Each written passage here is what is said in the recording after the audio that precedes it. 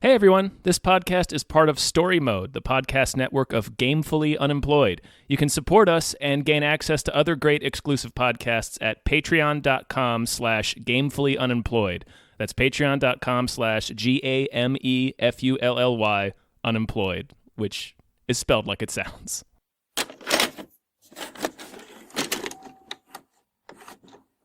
Hi everybody. Hello everyone's.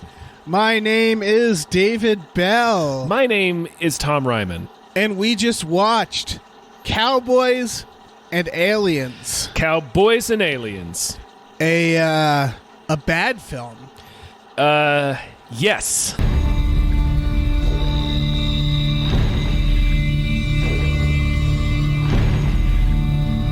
Do I know you? You don't remember anything. Jake Lonergan. Turning you over to the federal marshal.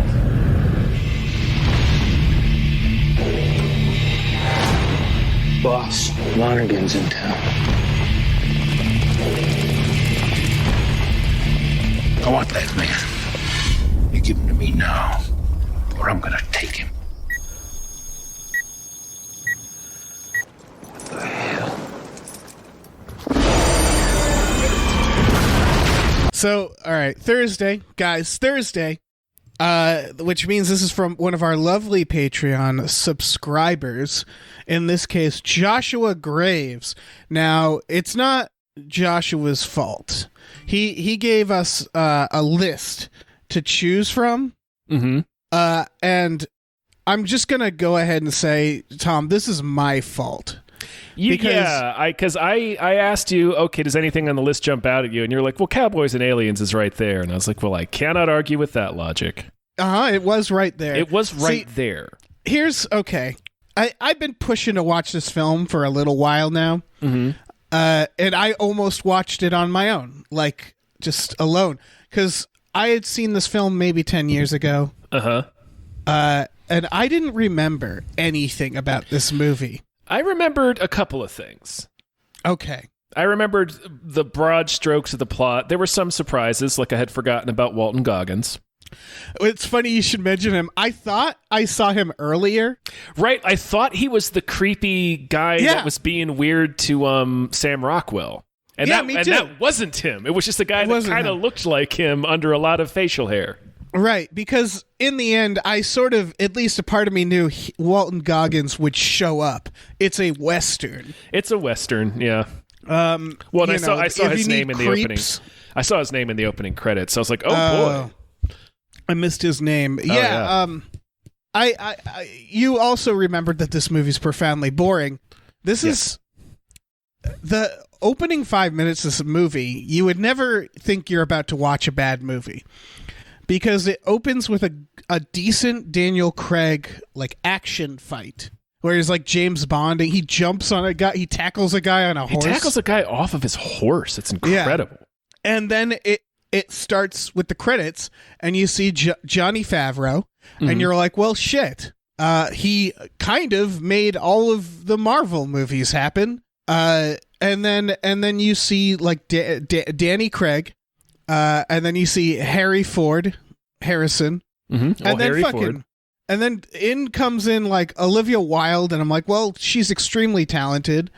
And then there's Paul Dano, who's killing it. You're like, what the fuck? Yeah, and he is killing it. Sam Rockwell. Clancy Brown, and you're like, well, shit. I have never seen such a more talented group of people get together to make such a bad movie. Right. It is also I wanted a quick shout out to Adam Beach, who was very, very good in Flags of Our Fathers. Okay. He's in this movie. Yep. This movie has 6 writers, and 3 of them are Kurtzman, Orky and Lindelof. And I was like, there it is. There's a problem. Now, I wanted to ask you something, and this is something I remembered from the first time I watched this movie. And I wasn't sure if I was just misremembering. And then watching it a second time, I'm pretty sure I still have the same question. But again, I'm open to being wrong because this movie is a challenge to pay attention to. That's correct. Do they ever say what the aliens want gold for? It seems like no. So gold isn't like exclusive to Earth, right? Apparently not. I wouldn't. I'm not. I don't positive. know space. I'm not positive, but Olivia Wilde says as much. So in this universe, it is not. Okay. Yeah.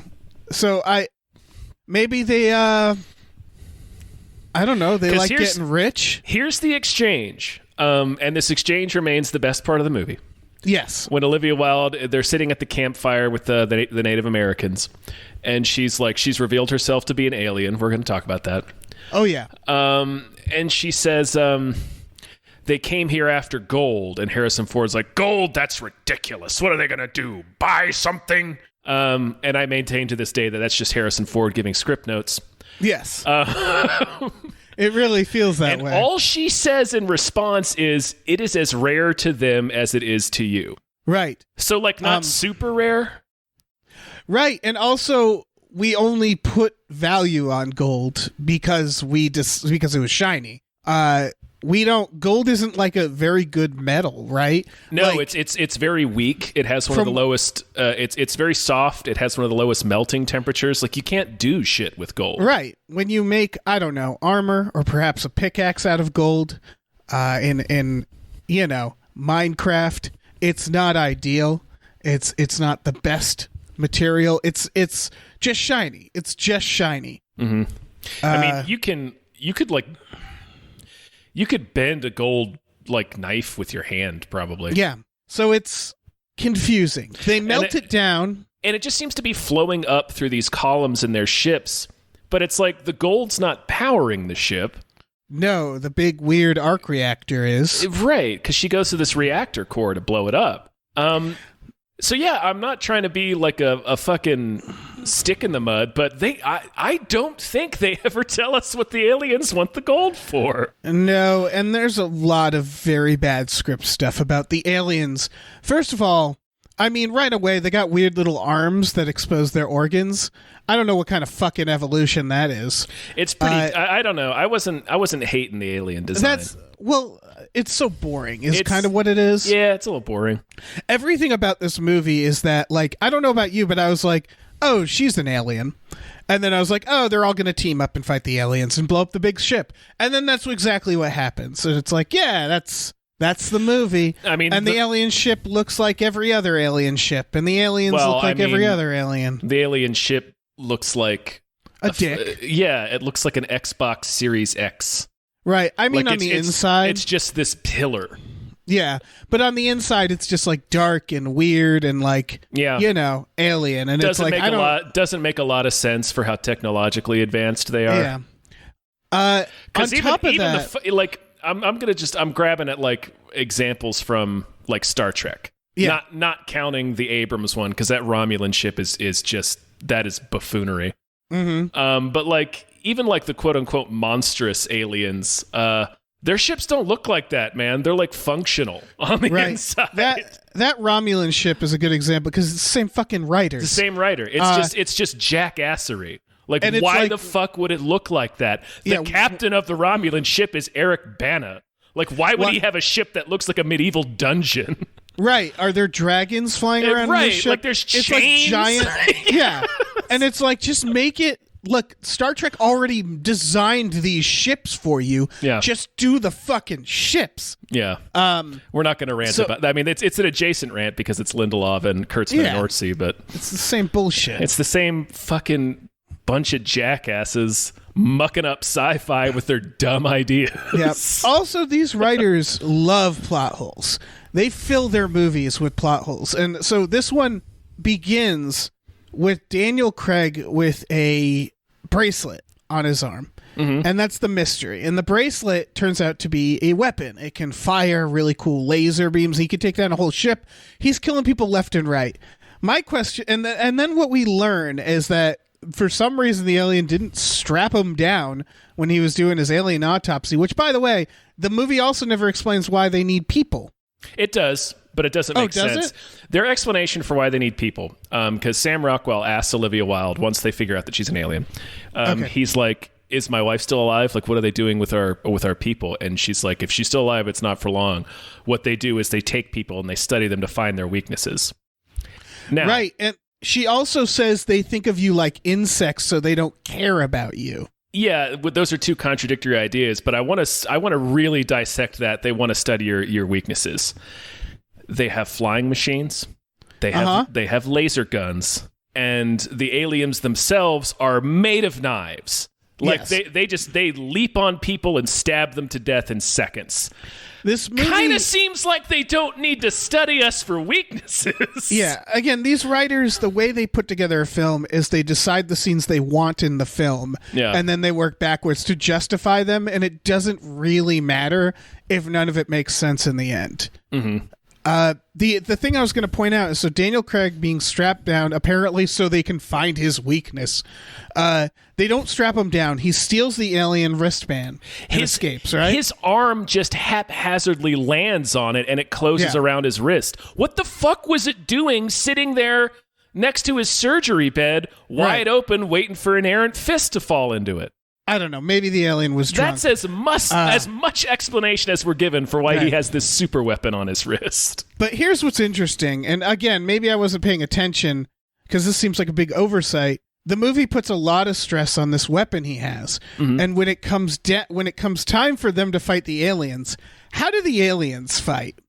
They attack like dogs. Yeah, they run around. Like, they run around on all fours and kill people like velociraptors. Where the fuck were their wristbands? Why aren't they wearing the wristbands? Right? Why is Daniel Craig the only one? He is the only one of them that uses a laser gun. Yeah, this is your laser gun, guys. Exactly. The answer is clear.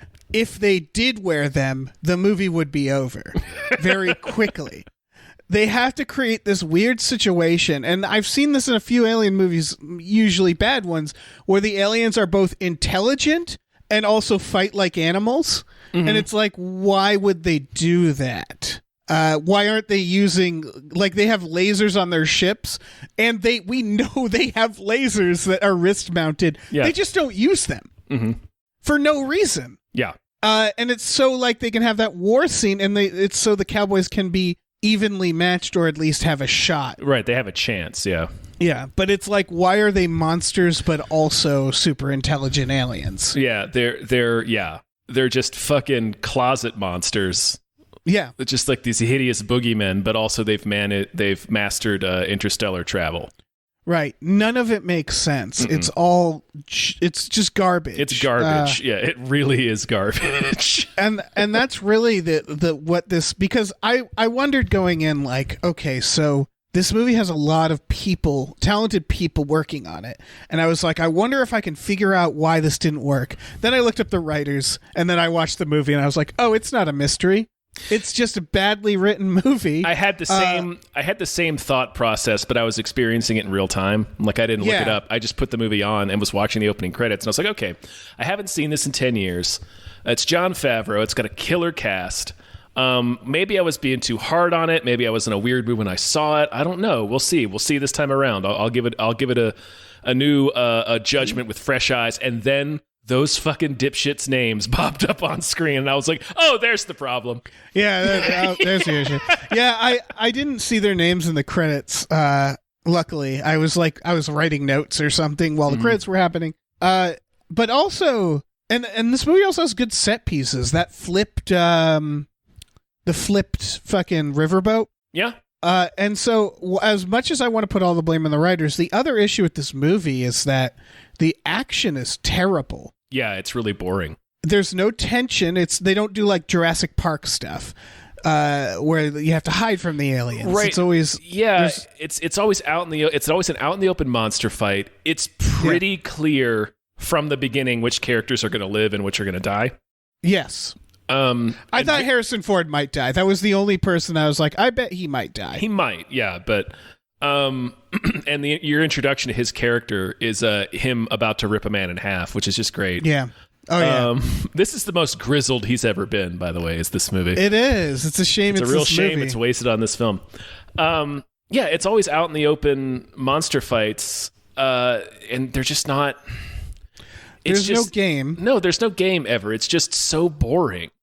Yeah, it's just, and none of it makes sense. The Olivia Wilde is stolen by an alien ship, and for no reason it flies low for a while. So Daniel Craig gets to jump on it, and then he's on it, and he's just like, hold on, sticks his wrist in the thing and fires. For some reason, his arm doesn't explode off of his body, but okay. For some reason, neither of them are killed, even though he shot this weapon an inch from from each of their faces. So it's like weird cartoon logic, and then they fall into the water because, of course, there's water there. Mm-hmm. They're in the desert, but they're at the water part.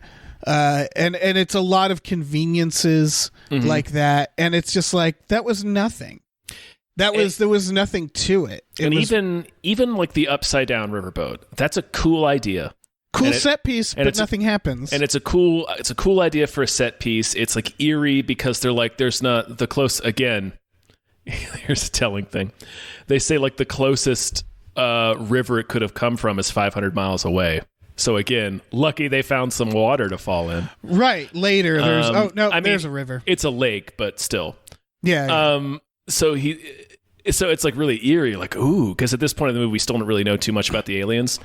But as the movie progresses from that scene and we learn about the aliens game, they have this base ship and they're sending out this base ship just sucking the gold directly up out of the location. They literally park their base ship right on top of this gold mine and they're just sucking the gold up. And then they send their little... Luckily, the spaceship isn't in space. Right, yeah. Because they couldn't get to it otherwise. Yeah, right, because then they'd be fucked because it's the 1860s or whatever it is. Yeah. Actually, I think it's earlier than that. Anyway, sure. What I'm driving at is the aliens' whole plan is to park on top of this gold, drain the gold, send some scouts out to snatch some people so we can do our experiments, and then we're going to get GTFO. Right. At what point? Yep. And to what end did they pick up a riverboat and carry it 500 miles to drop it in the middle of the desert? Right. No reason. No reason whatsoever. Doesn't make any sense.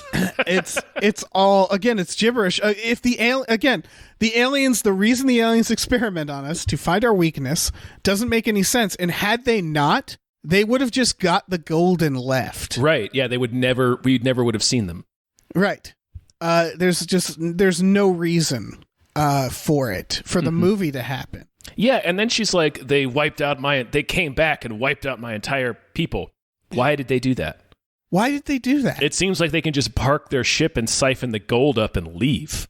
Yeah, and that appears to be the only thing they're interested in, so... Right. We don't know why they want it. Right. Maybe they're just making a lot of watches. Apparently. But... It would be great if the aliens just all just had like jewelry and shit. Yeah, they all had like gigantic Flava Flav medallions. Yeah. Every single one of them is decked out in rings and necklaces like Mr. T. Right. Oh man, it's just gibberish. It's like it's just they didn't give a single fuck about the story. Right. It's just we want these set pieces, we want these scenes, right. We want these sequences. But going back beyond the writing to the action isn't the writer's fault necessarily. They clearly didn't do the Jon Favreau any favors in the writing. No. But a lot of the fault, I think, is also the fact that the characters are all just very serious. Nobody is having much fun.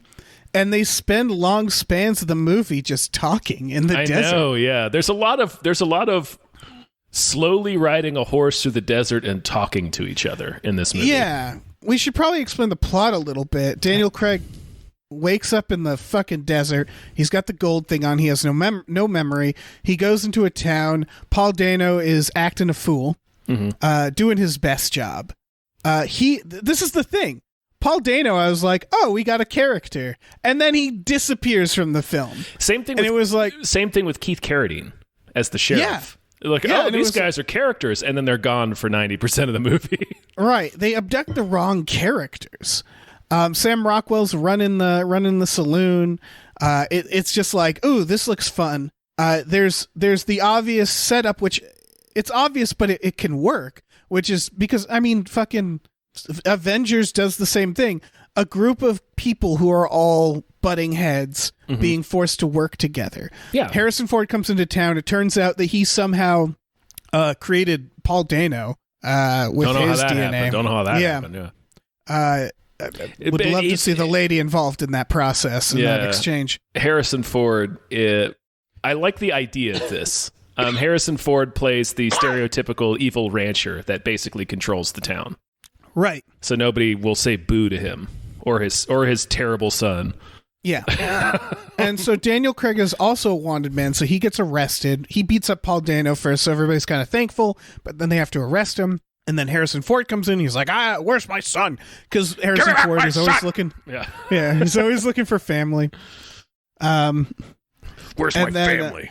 He does like a reverse Sean Penn, and he goes, "Is that my son in there?"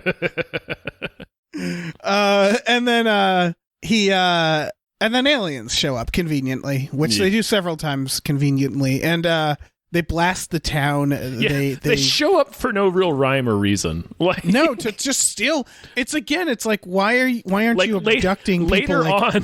Later on in the riverboat, one alien shows up on foot for no reason. Well, I assumed that was the alien they were tracking. Maybe, but like, wouldn't he keep going? Still dumb. Yeah, he keep going back to his ship? Probably. Also, earlier an alien ship crashes, or like something happens. They blow up cattle for some reason. Oh, do we know why that happens? No. Yeah. The aliens blow up cattle, and like one guy survives, and that's why Harrison Ford is trying to tear this guy in half because he doesn't believe him. Right. But also, the entire town doesn't hear or see anything. And I don't know about that. Yeah, I don't know. That's weird. Yeah, I don't know. Whatever. It was a simpler time, Dave. Sure. You just heard like galactic explosions. Yeah, you would just hear interstellar warfare, and you just going about Mahoan. So gotta tend the fields. Yeah. So the aliens abduct Harrison Ford's son, the only like interesting character, or the only like possible, like he's an asshole, but he's kind of funny, and it's like, you know, it's Paul Dano doing his best. Yeah. And so he's gone from the movie, and they take away a lot of the interesting people, and then it's up to them all to band together and find the aliens. And then for the next, I don't know, 3.5 hours, they're just walking there. Mm-hmm. Yeah, that's all they're doing. They're just going there, and nothing happens. Every now and then the aliens will show up and attack randomly. Yeah, for no reason. And that's it. That's the movie. Is like them just walking through the it's like they ran out of money with hiring the people they hired, and they're like, okay, well, we can only really afford one set, so the rest of it has to just be in the desert. And so they're just walking through the desert. They keep running into people. They run into Daniel Craig's old gang, where we finally see Walton Goggins, and the one of the mobsters from The Departed is like running the show. Yeah, and that was confusing and weird. That was dumb. Yeah, because it was like conflict, and it's like he's got a gang of like 1,000 dudes. Yeah, and apparently for some fucking reason, he robbed a stagecoach, fucked off back to his house to show his wife the gold he just stole, and then the aliens show up and kidnap them both. Right, and then he's just been in the nearby town, so he's been like 10 miles away the whole time. Yeah, and his like the thousands of men. It's not really thousands of men. It's like 30 or 40 guys. Yeah, like never came looking for him. It's weird because also they show up and they're like, "This is a stick up," and then they see it's him. And they're like, "Oh, it's you, boss." And then he's like, "Take me back to the gang." And then the gang's like, "I'm in charge now." And it's like, stop fucking with this weird roller coaster of conflict. Yeah. And then, like, I feel like that's interrupted by Native Americans. The aliens attack. No. Well, yeah, they do. What happens is Daniel Craig shoots the Departed guy through the chest with his laser beam, and then they ride away. And then the rest of the gang is chasing him, and then the aliens show up. Okay, yeah. And Olivia Wilde gets stabbed. Oh, no, she doesn't get stabbed. She gets snatched, and then we do the jump on the thing and fall in the water. And then after they get out of the water, the alien stabs her. The alien, like, smacks her. Yeah. Like, she goes flying. She pinwheels out of the shot. Yep.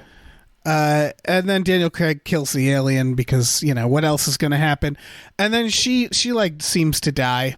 and then Native Americans show up. And I remember thinking like, oh, here comes the magic. Here comes like, we like, it's a thing movies still do where it's like, oh, Native Americans? Yeah, they can do anything. They know about magic. Like, yeah, when it's like, I can't... The first part of the magic has nothing to do with them. It's just Olivia Wilde being like, I'm actually an alien. But then she's like, they're like, we don't know where the ship is. And then she's like, he does. And he's like, but I don't remember shit. And then the Native American chief is like, we'll take care of that. Yeah. It's like, we'll just use our magic to recover your memories. Right. It's really embarrassing. It is. They just like dose him. Basically. Yeah. Because that's where it all comes from, right? Is Native Americans take peyote for spiritual purposes. And look, I haven't looked into this, but one imagines they don't get to like unlock memories or astral project like in the X-Files or like see the future. They probably just get super high and have like a spiritual experience from it. But we have interpreted that into a Native American literal magic. Will make you breathe from a cup of steam, and then anything can happen. Right. Like literally anything you need so it to happen. Stupid. Yeah, anything you need to move the plot forward can happen now. Yeah. And so that's what happens. Stupid assholes. Yeah. This movie sucks. This movie's terrible. Because on top of all this, it's boring. It's so boring. It's like 5 hours long. Why is it so long? Right. So, Olivia Wilde has been weird the whole time, I think. Yeah. She won't really... Nobody seems to recognize her. Like, she has no relation to anybody in the town. She seems to know who Daniel Craig is. And she is just a big old ex machina. Oh, yeah. They huck her ass in the fire, and instantly it's like, well, she's not dead. Like, it's Olivia Wilde as the romantic interest to Daniel Craig. We know she's not dead movie. Right, because we're only like an hour into this 5-hour miniseries that is Cowboys and Aliens. And so she like phoenixes out of the fire, and is like, oh yeah, I'm an alien. Yeah, it's one of the dumbest... fucking most unearned plot twists. Well, because it's so stupid. Like, what? She's also like, I'm an alien. So here's a bunch of information you should know that I could have told you earlier. I could have told you at literally any moment. But I wanted to surprise you? Yeah. I wanted to wait until I died and was resurrected. Right. Like when was she going to tell them, like, I know these aliens, this is their plan, this is how we stop them. Like, she was really waiting on that.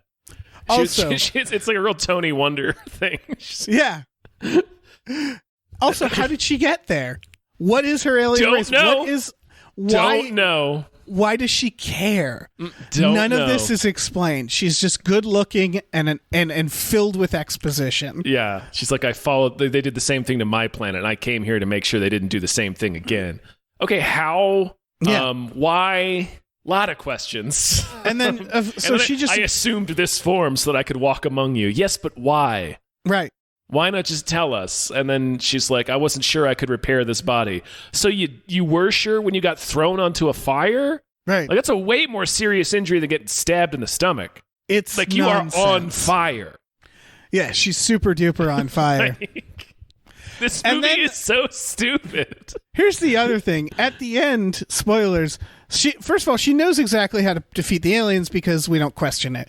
It's weird that she's like, they blew up my planet too, and I'm after them. Also, I know everything about them. And it's like, oh, that's good, because just because they attacked you doesn't mean you know anything. Right.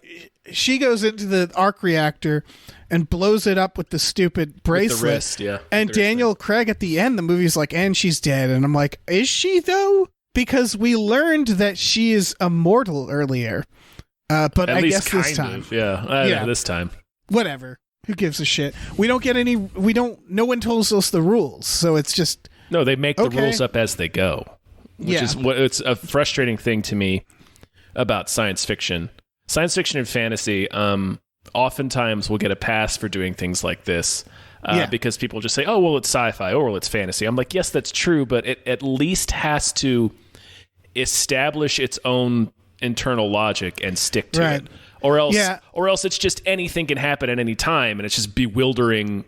It's not a good experience for the audience. I think this is why a lot of fantasy books are like really long, because I've never read Lord of the Rings, but watching the movie, there's moments like that where Gandalf's like, I'm Gandalf the White now, and everybody's like, oh, cool. And it's just like, okay. Still don't understand that shit. That's literally the same in Beer Fest when Landfill dies and then his twin shows up and he's like, I'm here. I'd like you to also call me Landfill. And they're like, oh, perfect. It's a good joke. Yeah, it is. And like, I feel like we forget that Lord of the Rings also did that. It does that a few times. Yeah. There are many things in Lord of the Rings that are never adequately explained. Right. And that's why I didn't want to put it, obviously, Lord of the Rings is better written than Cowboys and Aliens. Of course. But it's not all the writing's fault, because if you film it in a way, I think of like the Pirates of the Caribbean films that I would say aren't amazingly written. Characters also come back from the dead in that. They introduce random bullshit. But because the action is so compelling, and we got fucking Jack Sparrow and everybody loved him, like, because it was compelling, there was dynamics between the characters, we were like, yeah, who gives a shit about that? I can overlook some of this stuff. Yeah. And also, so, in at least in fairness to the first Pirates, it's pretty consistent with the rules it sets. Yeah. It's not. That's also not. It's not as bad as Cowboys and Aliens for sure. No. Yeah.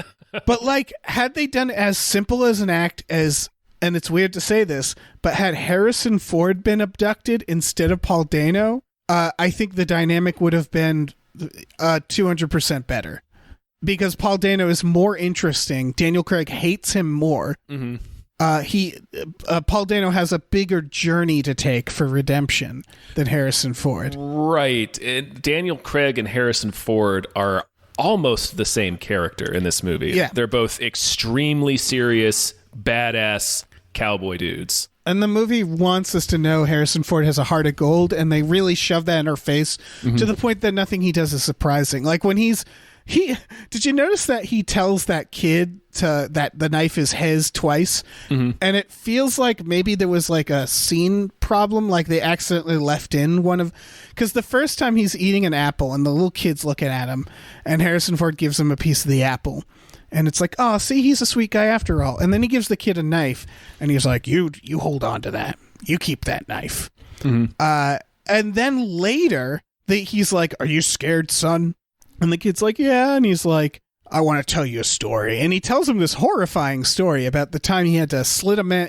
He met a man who needed to... he had to mercy kill a guy. He had to mercy kill a guy. So he's like, and I took this knife off of him. And he takes the knife off the boy. And that feels like a point where he would unsheath the knife from himself. Like, this knife I took. But he takes it off the boy because he already gave it to him. And he's like, I used this to slit his throat. Here, I want you to have the knife. He like basically says that again. And it's like, essentially, he doesn't say that. He doesn't say that specifically. No, but he says like, hang on to it again or something like that. No, he hands it back to him and says, "Be a man." Be a man. Yeah. But he basically gives the kid 2 take the knife speeches. Yeah. And they're like 10 minutes apart, and it felt like maybe they like forgot to delete one of them from the screenplay. I think it's just bad writing. Yeah, because like on a first pass, you would delete that first one. You're just like, we'll just have him give the knife when he tells him the speech. Right. What you do is you have the kid be interested in the knife when he gives him the apple piece, but he doesn't give him the knife. And then later, when the kid is sad about Clancy Brown being dead and is worried about his grandfather, he can tell him the story about being a man, quote unquote, and then hand him the knife. And then hand him the stupid knife. Yeah, and it's more of a build for his character arc instead of just dumping it all out. This movie is very poorly written. It really is. Let's see. I have written that the alien is horny for Daniel Craig, which is probably understandable. I get it. Olivia Wilde like smooches him, so in order to get so dumb. This is the stupidest thing. Yeah. She's like, you can get rid of the bracelet all this whole time. I didn't tell you. You just have to will it off like you will it to shoot. And he's like, how do I do that? And she's like, you have to stop thinking. And he was like, why can't he just think bracelet come off? Right. But okay. And then he's like, I don't know how to do that. And then she kisses him because we needed them to kiss. Mm-hmm. Because some producer was like, well, they got to kiss. I'm not thinking in that situation, I guarantee. Oh, yeah. I'm thinking about something. He's definitely thinking about something. Yeah. All sorts of stuff going is through happening. my mind. Yeah. A lot of mechanisms at work. Yeah. The whole thing where the gauntlet just randomly starts working when he needs it to, and then will just randomly turn itself back off. Like the rules, again, like the rules for anything in this movie, the rules for his wrist gun are just kind of whatever the scene needs them to be. Yes. And so there's, oh my God. So yeah, the thing comes off of his wrist. And so at the end here, I noticed there's an extreme inefficiency in how things go down because they have Harrison Ford, Olivia Wilde, and Daniel Craig. And what they realized is they needed them all to get in the ship at one point, and they needed them all to be heroic. Oh, this is very funny. Yeah. What you're about to talk about. So, like, they do the very typical thing. Everybody's fighting the aliens outside. The aliens aren't using their own guns for some reason, but sure. Meanwhile, Daniel Craig and Olivia Wilde go inside to get the people out. Yeah. And the plan is apparently, like, that's it. And then Olivia Wilde is like, here, the smooch is for bracelet. I'm going to go blow this up. And then she's like, bye forever. And he's like, wait, what? Deuces. Yeah. And apparently he didn't realize that was part of it, but sure. Here's real quick. A funny thing about that is she climbs up into a chute to crawl to the core to blow it up. And then the door just closes behind her for some reason. She's not in control of that. It just closes behind her.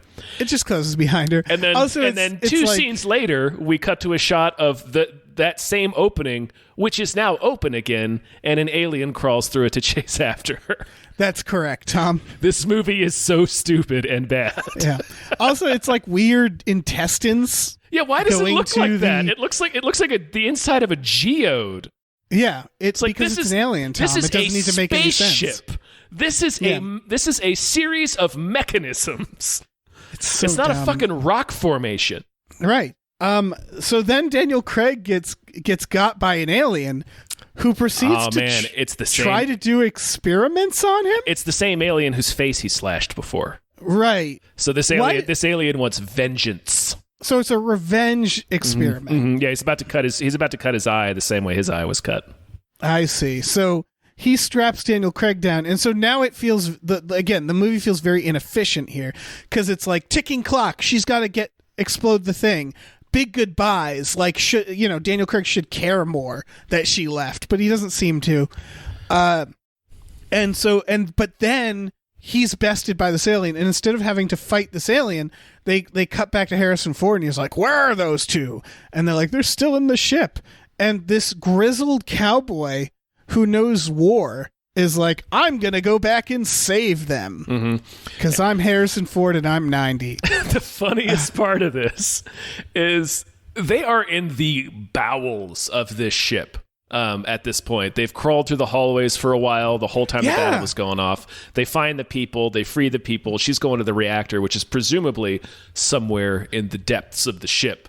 Right, they fought their way through the ship. Right, the whole time they were at war. The ship. Harrison Ford gallops off towards the entrance when he hears that they haven't returned.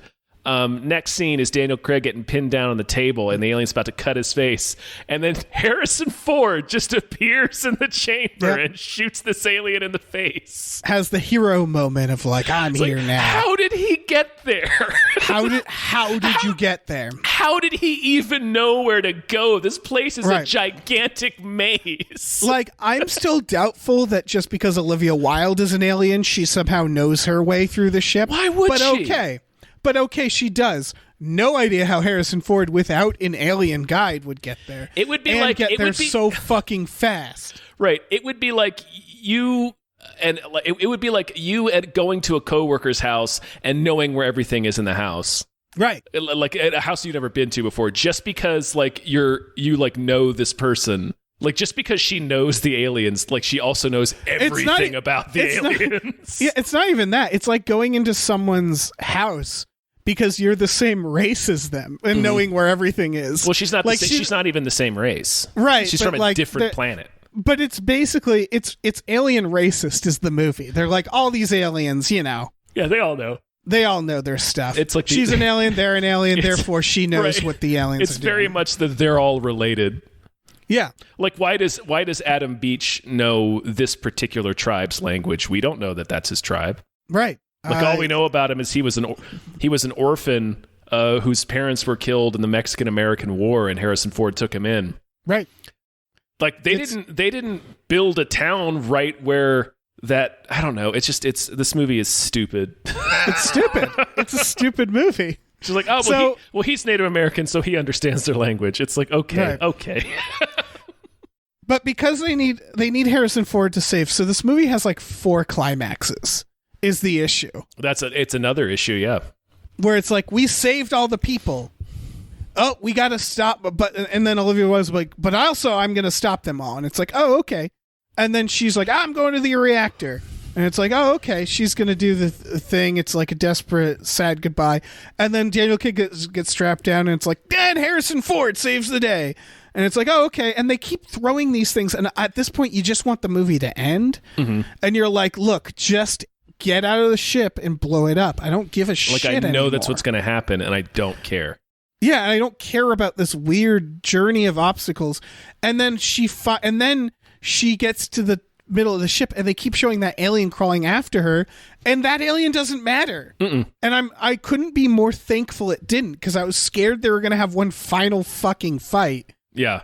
And the dick ship blows up in the air. Mm-hmm. Sure does. And then they're like, yay! We did it. And then they're also like, and we have gold, because they realized the aliens were digging for gold in a good place, but it's not near the town. Yeah, they travel days. It's near enough. Yeah, I guess. I don't know. Yeah, and then at the end, they're just like getting ready to be Deadwood. Right. Like they're like, oh, the town's going to be blown. It's like half your buildings are still exploded by aliens. Yeah, you're going to bring in like you guys just learned aliens exist. Yeah. But they're hostile. Right. But I also love that they're just like, Paul Dano is just like, Pa, and he's like, I'm going to make you part of the business. And it's like, the only thing we know about Paul Dano is he's a maniac. He's a spoiled, cruel bastard. Right. And they're just like, we're going to mine now. You know, no human suffering in that, you know? God, it's going to be great. Yeah. Like, imagine what's going to happen to that town. Oh, yeah. Really imagine. And then Daniel Craig's like, I better leave because I'm a mysterious stranger, and it's a Western. Mm-hmm. And presumably we go into an alternate reality where alien technology is kind of available because those ships crashed. Yeah. So like, it's going to be like ID4, like Independence Day Resurgence, where like the world, it's an alternate world. Mm-hmm. Where like, and like that can't be good, right? No, but I mean, like the Native Americans are going to get wiped out even faster. Yeah. Oh yeah. Way more human suffering. Yeah. Oh yeah. In general. Oh yeah. All this is true. This is all accurate. Yeah. It's not going to be good. Mm-mm. Is this pre or post Civil War? This is post Civil War. This is pre. Oh no. Oh shit. I'm pretty sure. This is a nightmare. This is a nightmare. This might be post. Yeah, I don't know. They keep calling him Colonel. So I thought, like, well, he fought in some kind of war. He fought explicitly in the Mexican-American War, which is in the 1840s. Okay, yeah, this is probably pre-Civil War. It could be post. Okay. It could be post. I don't know from history. Harrison Ford's pretty old. Yeah. All I know is giving an evil cattle rancher lots of gold and alien technology is probably not a good idea. They never resolve the fact that he's, like, lording over this town. Okay. Like, they're just like, yay, money. Yeah, they're just really stoked on it. Yeah, it's just, oh, we got money, so we're good now. Everybody's good. Okay, Paul Dano. It's in 1873. It is post-Civil War. Okay, good. Thank God for that. But just barely. Yeah. It's still, none of this is still a good time to give white people lots of gold and alien technology. Mm-hmm. Definitely don't need any of that. Yeah, it's not gonna work out. Yeah, this movie's a fucking nightmare. It really sucks. Yeah. I never want to watch this movie again. Yeah, I never want to watch this again. I don't think I could ever sit through this movie again. It was 2 hours. It could have been 90 minutes. It felt like it felt like they were stretching for time. Yeah. Because, like I said, they repeat story beats. They stretch out the ending and have multiple climaxes. It's 6 writers, and it felt like they all wrote a draft and then they just smushed them all together instead of like one of the funniest things to me is Clancy Brown as the cool preacher dies, like I think at like minute 20 or 30, like right around there. He dies so comparatively early in the film that like by the end of the film I had forgotten he was in it. Yes. Like, same here. Yeah. It's like this movie is so just ponderous. It's just everything wrong with filmmaking at this time. Yeah. It reminds me of the Lone Ranger movie. Blockbuster filmmaking. Very similar. Yeah. It just lurches from scene to scene with no joy. No joy, no like, and it's just like packed full of every like writing cliche and plot hole that you could think of. It's just a fucking mess. It's a real pile of shit. Right. And it's the biggest travesty is that they got Jon Favreau with all these great actors and they gave them this script. Yep. And it's like, wow. Because Jon Favreau, he was fresh out of Zathura or whatever. Like he wasn't making no Iron Mans. At this point, this is 2011, Dave. He'd made 2 Iron Mans. Are you shitting me? No. This was 2011? Yes. Wow. He had made 2 Ironmans. Why did he do this? Why did he do this to us? I don't know. I guess because he had wanted to do John Carter for the longest time, and then that obviously wasn't in his hands anymore, so I guess he just went with this project, which I guess is kind of similar. I don't know. This is the one he picked. I just feel like him at that era in his career, because the way I had figured this is that he was still like trying to, like grow a career, and he was like, sure, I'll make this. But no, he could have chosen whatever he wanted. After Iron Man 2, he could have done literally any movie he wanted. So this blood is on his hands too. Yes. Oh, very much so. I like a lot of what he does. And, this is the nature of directors. They make some real fucking stinkers. Yeah, no, I like most of his movies, but this is a piece of shit. This movie sucks. Yeah, I don't know how you could have read this script and been like, oh, this is going to work out. Like, I would have at least, like, given it a rewrite and, like, cleaned it up. Yeah. Like, it needs at least another editing pass. Like, it's weird. Oh, they needed to remove some characters. Mm-hmm. They could have removed 30 people from this movie. Probably. Yeah. No, the entire Daniel Craig gang wiped out of the movie. You could wipe them right out. It definitely didn't need 3 leaders. Yeah. Like, just have it be Walton Goggins. Like, why? Because it ends up being him anyway, because the other 2 die. Right. So it's like, just why did you even have those other characters? Just have it be him. Like, they served no purpose. Harrison Ford's the one with the gang and the money. So it's weird that they then introduced the fact that apparently Daniel Craig is in charge of a small army of bandits. Yeah, that was real dumb. Yeah. It's like, because Harrison Ford he doesn't have to be in this movie. Not really. He's not necessary to the plot. He doesn't do anything really. No. And that's so unfortunate that Harrison Ford is somehow like expendable in this film. Right, because he would come. Yeah, that is really weird. Like, he's the evil rancher. He should have the team of hired guns, and then nope. Daniel Craig rides off and brings his mercenaries in. It's like, so what's even the point of Harrison Ford's character? What's the point of Harrison Ford contributes like 4 people. Again, they have to like shoehorn in reasons for him to be heroic. But he's sort of just there to be grumpy. Yeah, he's extremely grumpy. Yeah. Max grumpiness. Yeah, he's peak grumpiness here. Maximum grump. Mm-hmm. He is just frowning as hard as he can. Yeah, he's doing fine. They're all doing fine. Yeah, I mean, it's just a bad movie. Yeah. And I don't care to ever see it again. Yeah. and I'm done talking about it. Tom, I think I have a copy of this on DVD, by the way. You son of a bitch. I didn't pay for it. That's the only thing I know about its origin. Mm-hmm. You ever just get movies? Oh, yeah. Yeah, it's one of those where I'm like, I don't know where this came from. Yeah, I have a copy of DC Cab still in the shrink wrap. No idea where that came from. Yeah, it's just... I have never seen DC Cab. They're like those the Nalgene bottles where it's like they just are around. Yeah, they just appear. Yeah, and you're like, I don't know where this came from. Mm-hmm. I don't know if it's like a crab disguised as something that snuck into my house. But yeah, I think my Cowboys and Aliens is also still wrapped. Mm-hmm. And in its wrapping, it shall stay. Yep, forever and ever. All right. I think that's it. I think that's enough. Yeah, we're done. Okay. Thank you, Joshua Graves. Thank you, Joshua Graves. Giving us this movie on a list. Mm-hmm. Hey, folks. This was through our Patreon, and if you're interested, you can go to patreon.com/gamefullyunemployed. On that website in which you have typed in, you can find exclusive podcasts like Tom and Jeff Watch Batman and Fox Mulder is a Maniac. That's from our $5 tier.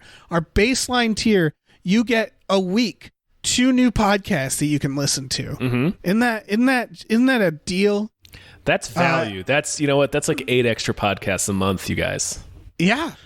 So much value. Lot. So much value. Speaking of value, we also have a store. Oh, yeah. Do it. tpublic.com/store/gamefully unemployed, where you get t-shirts, masks, mugs, stickers, posters, all kinds of things. Incredible value from the people over at TeePublic. Yeah. So, good job. Yeah, check that out. Maybe we'll do a Grumpy Harrison Ford shirt. I don't know. Probably we could. I mean, yeah. We should just do a Harrison Ford punching an alien and telling it to get off his plane. Mm-hmm. But it's like a UFO. Sure. So he's like saying, get off my UFO. Yeah. Get off my flying saucer. This all comes together, and then he's just eating gold or something. Yeah. I don't know, man. He's just draped in gold. Are they eating the gold? It is. I don't know what they're doing with it. They're melting it, and it's flying up into the ceiling. We don't know what the fuck is going on there. Yeah. They didn't think we needed to know. Yeah, and I guess in the end, we really didn't. And sometimes that's fine. Like, sometimes it's fine to not explain things, but like when it's something as oddly specific as they want our gold, I kind of want to know what they want it for. Right. Like, I do. Yeah, I have a lot of questions at that point, where it's like, what the? Who are you, fucking? I don't need Scrooge McDuck over here. Are you rolling in it? Yeah. I don't need much. All Independence Day was like, they need our resources. I'm like, fine, I got it. Got it. Yeah. Let's go. They need our gold. Jesus fucking Christ. What do they want our gold for? Yeah. Give it to them. It's worthless. Are they making trophies? Yeah. Fucking dumbass aliens. Fuck this movie. Yeah, fuck this movie forever.